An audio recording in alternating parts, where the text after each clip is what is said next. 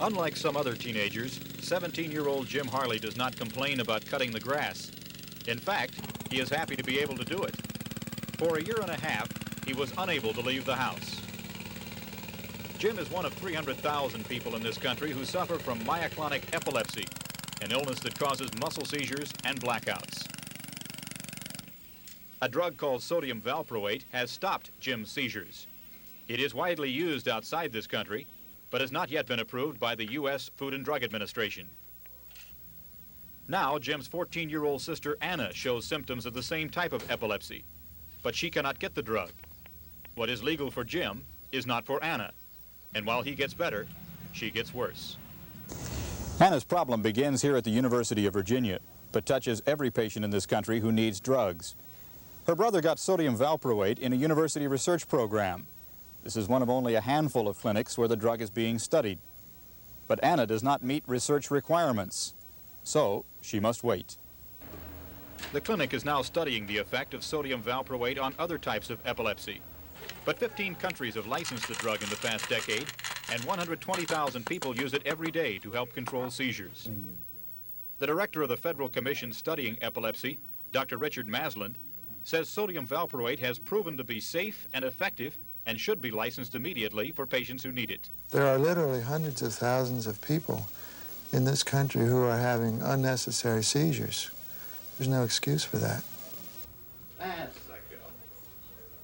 Boy, you've got good reflexes. The federal government requires rigorous testing of all drugs before they are sold in this country. So patients like 11-year-old Holly Winter must be monitored in clinical studies, regardless of the testing that has already been done abroad.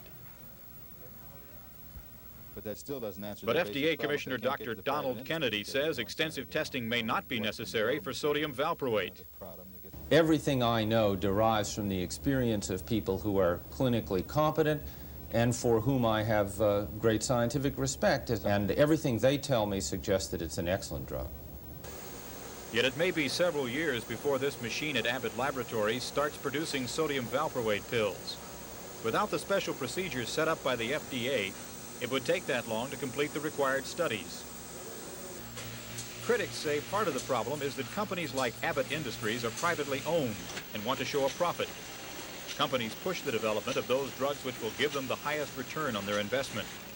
Although sodium valproate would be widely used by the people who need it, the number of possible users is relatively small. But Dr. Robert Janicki of Abbott Laboratories insists the development of sodium valproate is ahead of schedule and has always had top priority.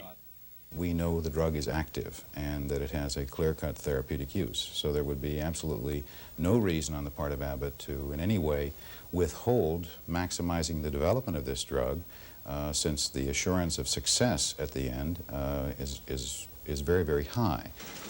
Abbott officials say strict FDA regulations are keeping sodium valproate off the market. But Commissioner Kennedy says his administration has given Abbott a shortcut through the FDA's red tape. The FDA is not the bottleneck in this situation, and I wish that all the earnestness with which people are addressing their government on this issue could go into trying to persuade Abbott Laboratories to devote more of their resources to gaining the necessary data to win approval for this drug.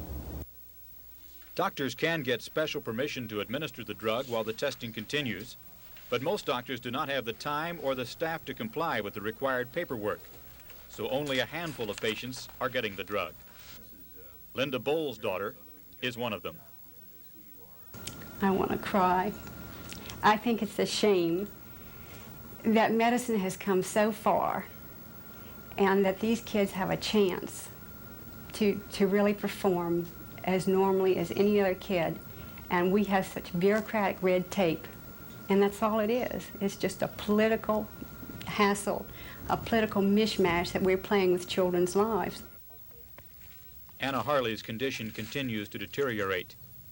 Next month, she will go back to the University Research Clinic, where her doctor will once again try to get her the drug.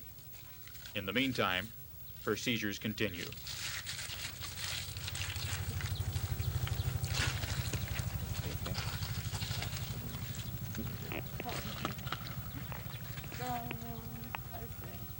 There is no guarantee that sodium valproate will help Anna, but she and others like her won't know until they try it. Bob Dotson, NBC News, Stafford, Virginia.